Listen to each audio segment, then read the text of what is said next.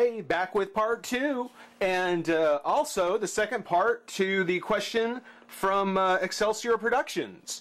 When last we left, he had asked if I had played Arkham City, and I said no, I haven't, but I have watched some of the kind of key cinemas, some of the major events, and he asked me how do I feel about the ending.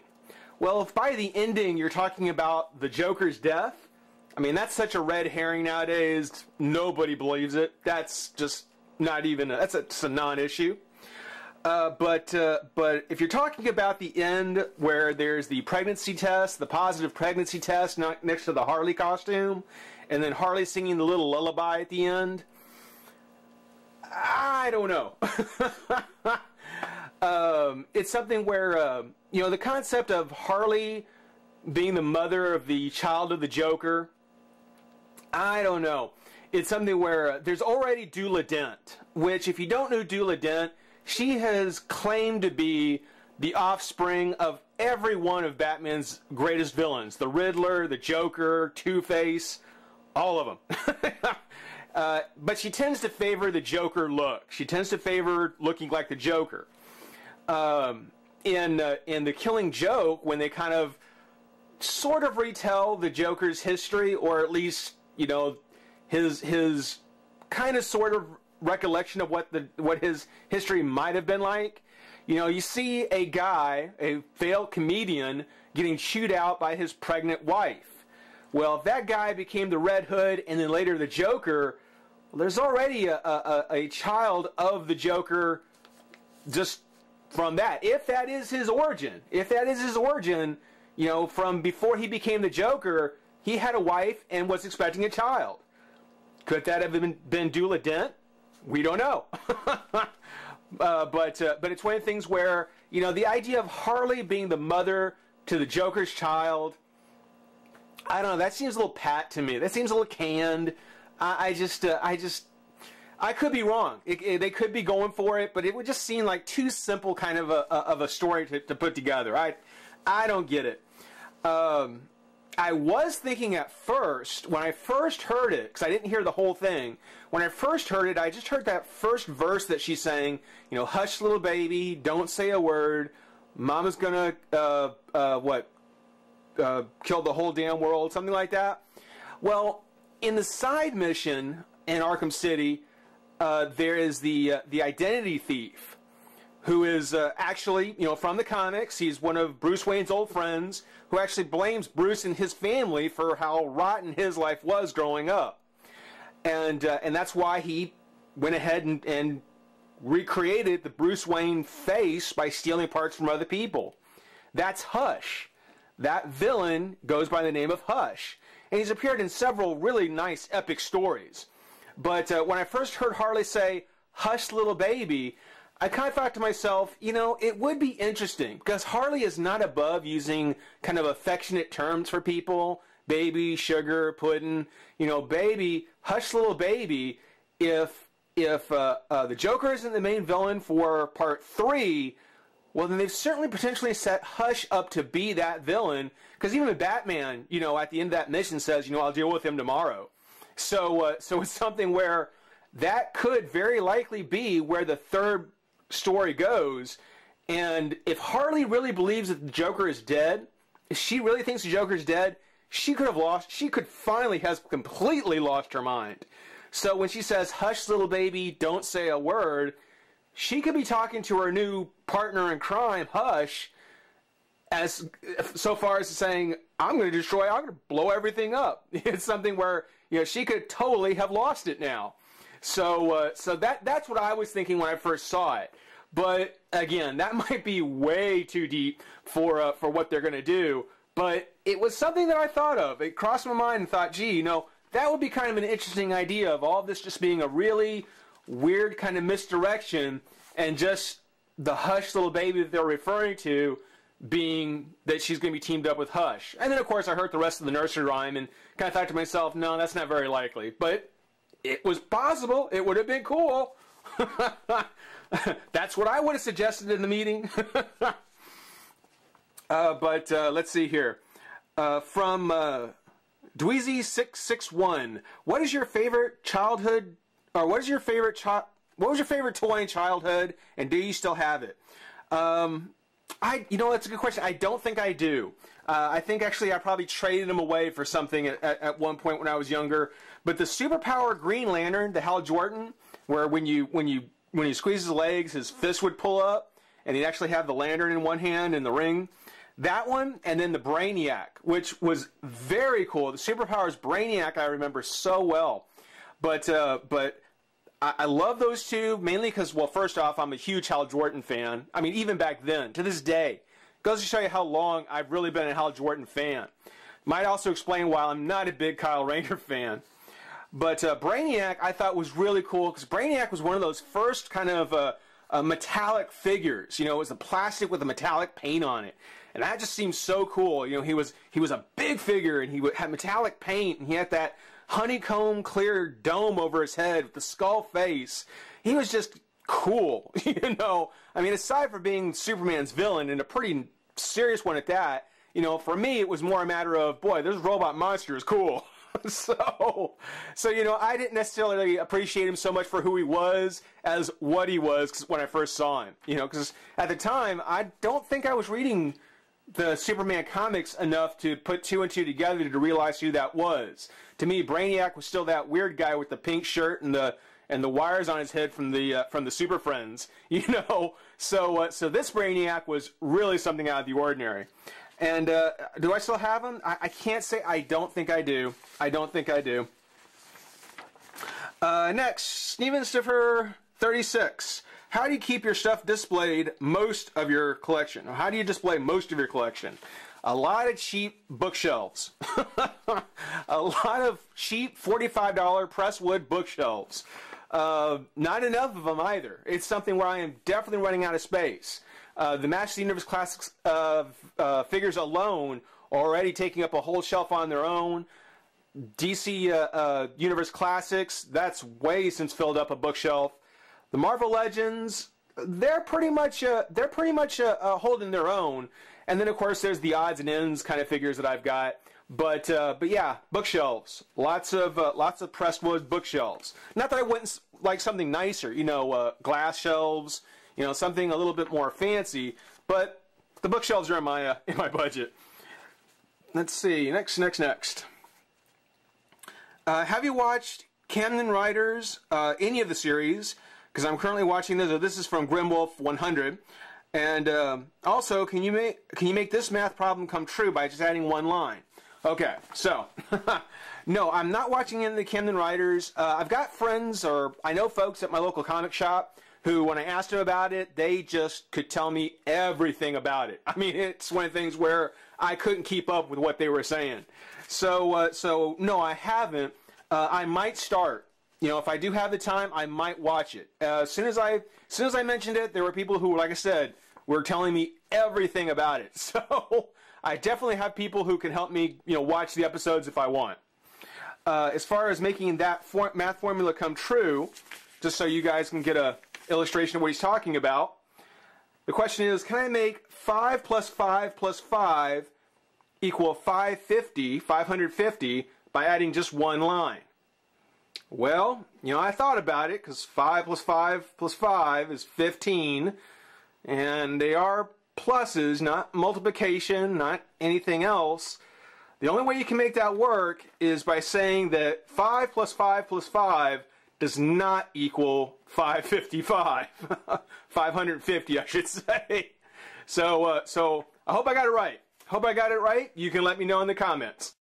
Okay, so next. Oh, and just to let you guys know, I had to clear off my space here, so when I set things back up, I kind of rearranged the figures a little bit. Figured that's okay. They'll appreciate having it a little more interesting. You know, changed up a little bit. Why not? That's why it looks different. Next, could you talk a little bit about, this is from and I'm sorry, man, I know I'm going to say your name wrong all this time. Posajula? Juhula? I'm sorry, man. I don't know. I don't know Finland, whatever. Could you talk a little about your personal approach when it comes to making reviews? In your opinion, what makes for a good review? Well, well, thank you first of all for the kind comments. I really appreciate that. But you know, I find that that the people I enjoy watching the most, and the thing that I do them or try to do the most, is live in the moment. You know, live in the moment of what you're doing. You know, if something's funny, if I can't help it, I'm gonna laugh. I'm gonna laugh. It's something where if I mess up, yeah, more times than not, I probably need to restart. But it's something where if you got to live in the moment, you've got to just let it go. You can't do a scripted review and really have it go anywhere. I mean, it's something where I guess some people can. If you're just there to talk about the basics of what a figure is, you can script it out and you're done. But it's not as entertaining. It's not as much fun. You know, it's something where I know I've mentioned this guy before. I Love Mess. He does Transformers reviews, and he totally lives in the moment of his reviews. So it's something where those are the kind of things I enjoy watching. You know, if you want to get something, if you want to be more clinical and more sterile about it, yeah, there are other people out there that'll just tell you, yeah, there's Lino, he's wearing his blue suit, he comes with his claw, you know, that's that, and just kind of give you the fundamentals of it. But there's no personality. There's no warmth. You know, live in the moment. Don't be ashamed to make yourself look stupid, because that's, hey, you're putting yourself out there. You know, people are going to have their opinion of you. You know, just be yourself and live in the moment. That's what I look for. That's what I try and do. Let's see here. And second question, let's say a person from abroad would like to visit Texas. What kind of instructions would you give them? Don't come in June, July, or August. And March, April, and May, good times of the year. Anytime after May, you're just playing with the heat. Don't even bother. But any special venues, events, or sites you would recommend? Well, definitely on the latter end of the year, there is the not South by Southwest, Austin City Music Festival. Austin City Music, show that's been on for years and years and years. If you like music, you probably know about it. Huge festival we have here. If you do come in the earlier part of the year, there is South by Southwest, which is another music festival. It's kind of earlier in the year. But yeah, it's something where if you come down to Texas, you know, it's just going to be, depending on where you're from, of course, you just got to kind of, well, same as before, just lose yourself in the moment. You know, go out there, explore. You know, just see what's out there. I mean, no doubt about it. If you're down in Central Texas, where I'm at, you got to go down. You got to try some Elegant sausage. Got to try the barbecue. We know how to do barbecue right, so you know, got to come down and try that. But yeah, go out there. This is true for any, I think, travel you do. You have to go out. You know, use the wrong language, use the wrong words. You know, how does the doctor say? Get overcharged for a cab. You know, it's something where, you know, you just got to go out there and experience it. I'm not one for itineraries or sightseeing. I'm more about going out there and exploring and seeing what you come across. Because again, depending on where you're from, every time you turn around, you're probably going to find something different. But thanks for your question. Next we've got, let's see, Twilight is after light. Twilight is after light. I like that. I like that. Okay. What are your thoughts on the DC Universe All-Star toy line, which is set to replace the DC Universe Classics line in retail stores in the near future? Do you think the DC Universe Classic figures would be more valuable when retail stores no longer carry them? Well, I think with any figure series that, you know, kind of goes out, you know, whenever they stop putting it out there, yeah, the overall value is going to go up. I mean, just look at Wave 1. You know, Wave 1 figures, if you can track them down, they're still pretty expensive. You know, a full set is just buku cash. So yes, I do think the DC Universe line is going to be worth more once it goes out of production, but I don't think it's going to be any more valuable than it would had any of the than the waves are already. You know, I don't think Wave 5, which is a very pricey wave, or was, is going to be any more valuable or any more sought after than it is already. You know, I eventually people will either move on or they'll get what they're after. So no, I don't think just the fact they're going with the All-Star series is enough to say they're going to be worth more. What do I think of the All-Star series? I don't know enough about it yet, exactly what they're planning to do. What amazes me is that the DC Universe line has lasted as long as it has. Over the past few waves, I gotta say, they've been really scraping the bottom of the barrel for characters. I mean, there are some characters that I just don't get why they bother, and we'll get to them. I'm going to get to them, but it's something where, with so many characters out there, so many good ones that are still untapped, it just seems to me that that for some of the characters they've picked, I just think that, if they're doing it because the DCUC series is just not selling, it's not moving the way it should or they expect, honestly, I think that has more to do with, first of all, who they're putting in the waves, and second of all, I really haven't seen the distribution of that series get any better. I really haven't. It's something where there were plenty of Green Lantern sets 1 and 2 that came out. Those were everywhere at my Walmart, but I could not find any of the other waves. So it seems to me that if the DCUC is suffering and that's why they're doing this, then they've brought it on themselves, because there is a lot that they need to answer for as far as why those figures got to be as hard as they were to find. It's just I don't care for it. Let's see, next page. Coming up on the last couple of pages. Let's see how much time we got. Ooh, okay. Next, yeah, this will be the last one, and then we'll move on. This is from Senyum Zero, Science, S-E-N-Y-U-M, Senyum Zero. How do you fund yourself? Do you have a job? What's your job? Well, I do have a job. I do. I work for an insurance company. I won't say which one, but I do work for an insurance company. Don't hold that against me. We're not all bad people.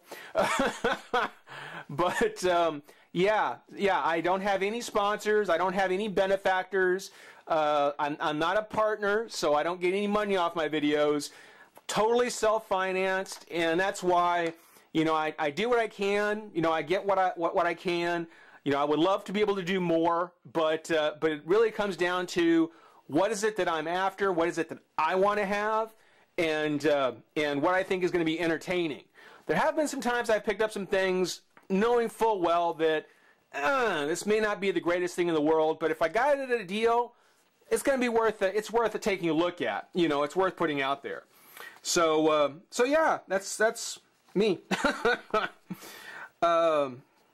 Now, just like with the part 1, I'm going to go ahead and leave you with kind of a two-parter here.